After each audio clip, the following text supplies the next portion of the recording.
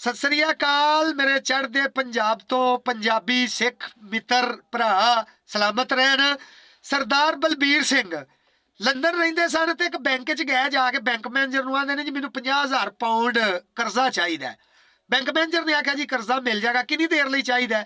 ਸਰਦਾਰ ਨੇ ਆਖਿਆ ਜੀ ਮੈਨੂੰ 2 ਮਹੀਨੇ ਲਈ ਚਾਹੀਦਾ, ਨਾਲ ਤੁਸੀਂ ਕਿੰਨੇ ਇਜ਼ਾਫੀ ਪੈਸੇ ਲਵੋਗੇ ਜਦੋਂ ਵਾਪਸ ਕਰਾਂਗਾ? ਉਹਨਾਂ ਆਖਿਆ ਜੀ 20 ਪਾਉਂਡ ਅਸੀਂ ਲਵਾਂਗੇ। ਸਰਦਾਰ ਨੇ ਆਖਿਆ ਫਾਰਮ ਫਿਲ ਕਰੋ।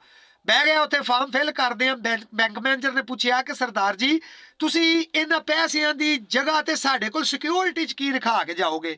ਸਰਦਾਰ ਨੇ ਆਖਿਆ ਜੀ ਬਾਹਰ ਮੇਰੀ ਰੋਜ਼ ਰਾਈਜ਼ ਖਲੋਤੀ ਏ, ਇਹ ਚਾਬੀ ਜੇ, ਇਹ ਕਾਗਜ਼ ਨੇ, ਇਹ ਤੁਸੀਂ ਆਪਣੇ ਅੰਡਰ ਕਰ ਲਓ। ਮੈਂ ਜਦੋਂ 50,000 ਪਾਉਂਡ ਦਿਆਂਦਾ ਨਾਲ ਜਿਹੜੇ ਬੰਦੇ ਹੋਏ ਉਹ ਦੇ ਕੇ ਤੇ ਆਪਣੀ ਗੱਡੀ ਲੈ ਜਾਂਦਾ।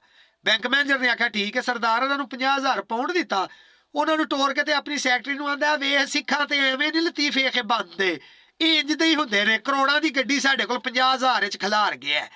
ਉਹ ਹੱਸਦੀ ਉਸਦੀ ਗਈ, ਜਾ ਕੇ ਉਹਨੇ ਥੱਲੇ ਗੱਡੀ ਪਾਰਕਿੰਗ 'ਚ ਲਾਈ, ਉੱਤੇ ਕੱਪੜਾ ਛਪੜਾ ਪਾ ਦਿੱਤਾ।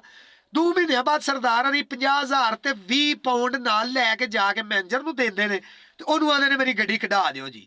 ਉਹ ਮੈਨੇਜਰ ਨੇ ਆਖਿਆ ਸਰਦਾਰ ਜੀ ਗੱਡੀ ਤੇ ਕਢਾ ਦਿੰਦੇ ਆ, ਇੱਕ ਮੈਨੂੰ ਗੱਲ ਦੱਸੋ ਕਿ ਏਡੀ ਮਹਿੰਗੀ ਗੱਡੀ ਤੁਸੀਂ 50,000 ਪਾਉਂਡ 'ਚ ਇੱਥੇ ਖਿਲਾਰ ਛੜੀ 2 ਮਹੀਨੇ?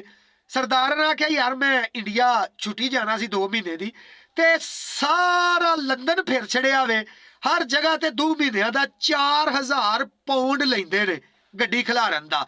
ਤੇ ਮੈਂ ਕਿਹਾ ਤੁਸੀਂ ਸਕੀਮ ਵਾਵਾ ਕੱਢੀ ਹੈ ਤੇ ਮੈਂ ਤੁਹਾਡੀ ਸਕੀਮ ਤੋਂ ਫਾਇਦਾ ਉਠਾ ਲਾਂ, ਮੇਰਾ 20 ਪਾਉਂਡਾਂ 'ਚ 2 ਮਹੀਨੇ ਨਿਕਲ ਗਏ ਨੇ।